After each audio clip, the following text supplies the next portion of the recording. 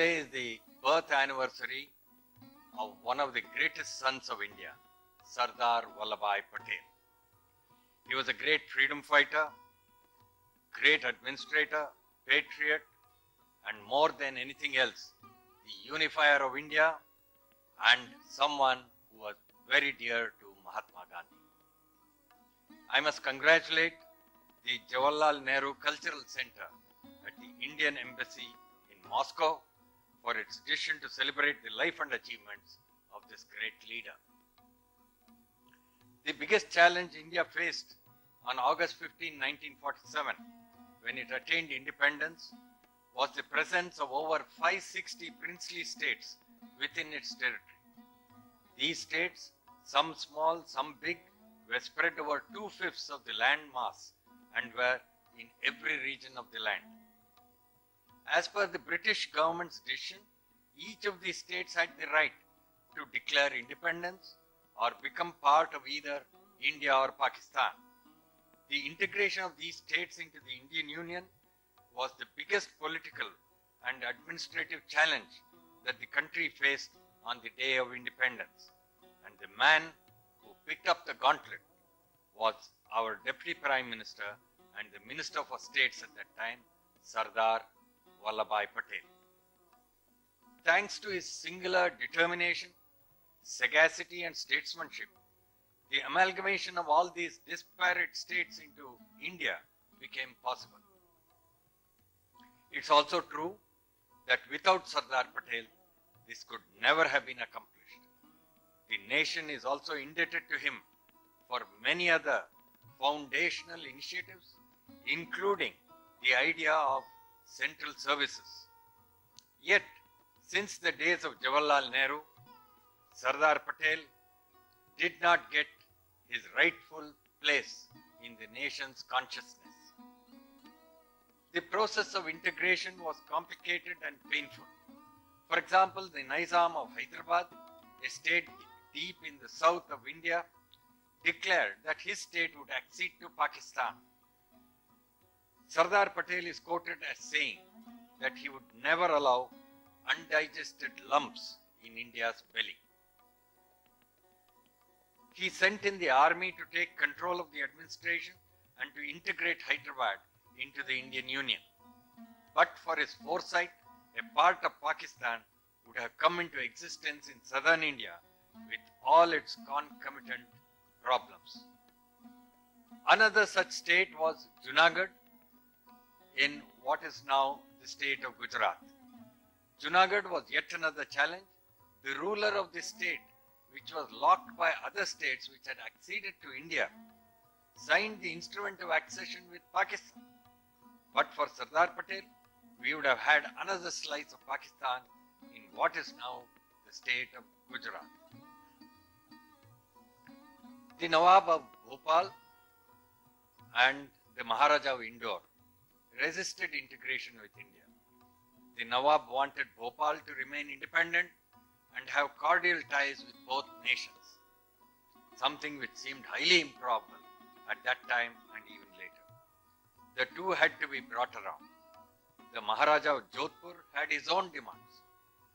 V.P. Menon, who was secretary in the Department of States and worked closely with Sardar Patel, and who has written the most authoritative account of the events that unfolded around the time of independence in his book Integration of States, says, the Maharaja was prepared to line up with Pakistan because Jinnah signed a blank sheet and asked the Maharaja to fill in all his conditions. Eventually, the Maharaja was tactfully weaned away from the idea of joining Pakistan. V.P. Menon attributes the success of Operation Integration to the masterly handling of the rulers by Sardar Patel. Though he was known as the Iron Man of India, his unfailing politeness endeared him to the rulers of the states and they accepted his advice without demur.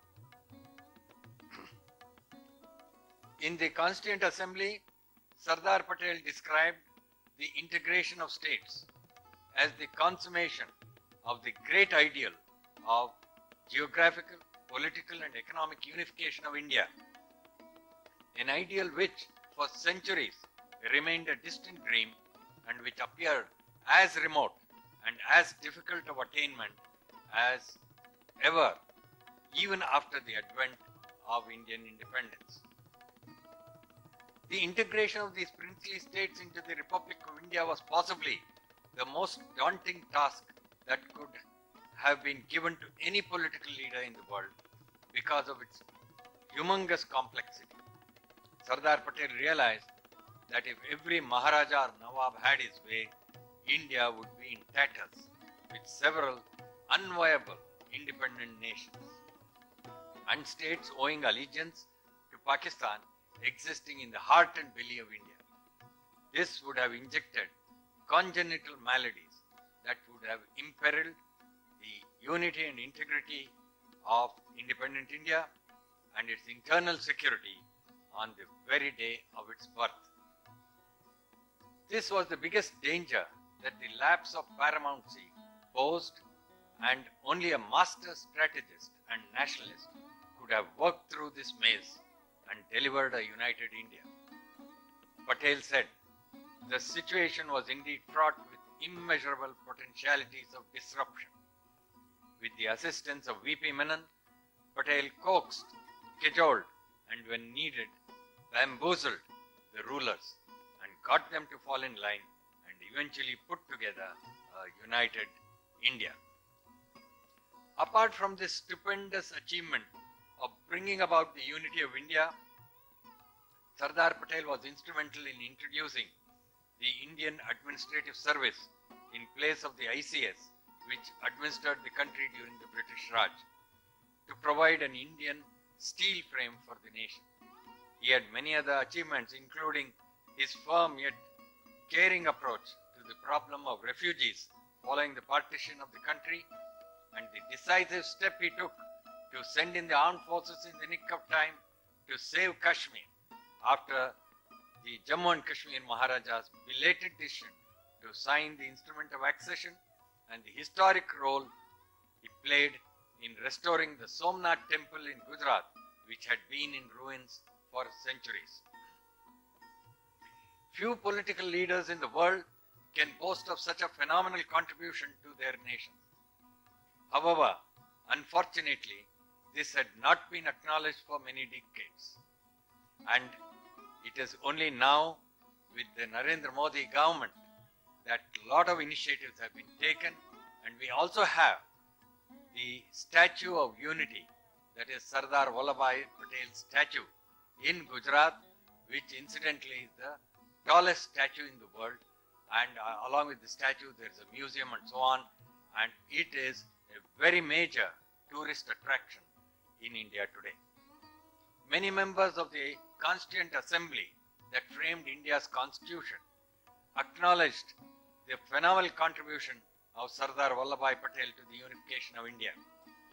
Dr. Pattabhi Sitaramayya said, when he heard Sardar Patel's speech, he felt exalted and transported to a new world of vision, a dreamland. Mr. Thanu Pillai remarked that the work of the States Ministry was really marvelous. Miss Anne Mascreen praised the wisdom of what she called the Bismarck of India, whose wisdom and experience are unequaled, she said. She said this was the first time in the history of the world when 400 million people have launched into self-governance. Mr. R.K. Sidhwa described the unification of India as a proud moment for the nation, and he said it seemed as if Sardar Patel had wielded a magic lamp and brought this about. The amendments which are now being proposed concerning the provisions of the Constitution applicable to the states embody the results of the bloodless revolution which, within a remarkably short period, has transformed the internal and external setup of the states, Sardar Patel told the Assembly. The fact that the new Constitution specifies these states and integrates all of them is indeed a very remarkable event, he said. By integrating 560 odd states into sizable units, and by the complete elimination of centuries-old autocracies, the Indian democracy has won a great victory, of which the princess and the people of India alike should be proud. This is an achievement which should redound to the credit of any nation, and the complete elimination of centuries-old autocracies is indeed a great achievement, he said. Speaking about India of the past, Sardar Patel said, "It is the lesson of history that it was owing to her politically fragmented condition and our inability to make a united stand that India succumbed to successive waves of invaders. Our mutual conflicts and internecine quarrels and jealousies have in the past been the cause of our downfall and our falling victims to foreign domination in number of times. We cannot afford to fall into those errors or traps again." He said, "We are on the threshold of independence. It is true that we have not been able to preserve the unity of the country entirely unimpaired in the final stage. That is because of the creation of Pakistan."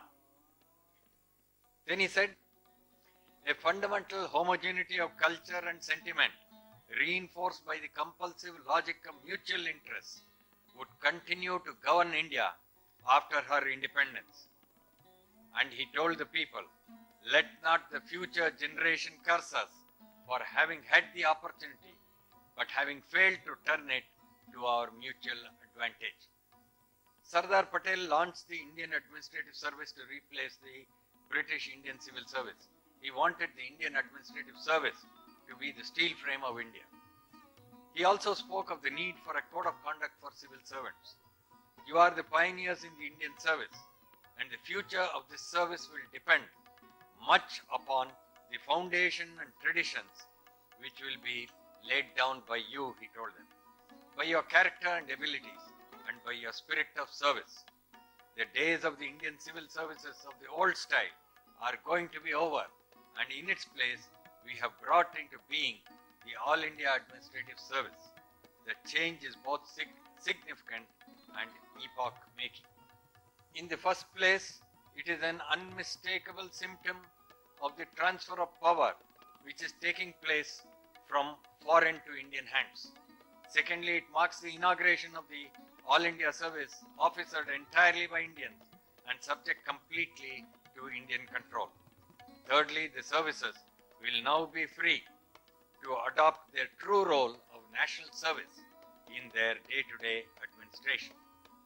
Before I conclude, I wish to thank the Jawaharlal Nehru Cultural Center in the Embassy of India in Moscow for its decision to celebrate Sardar Patel's birth anniversary in such a fitting manner. I do hope this will become an annual event. Jai Hind.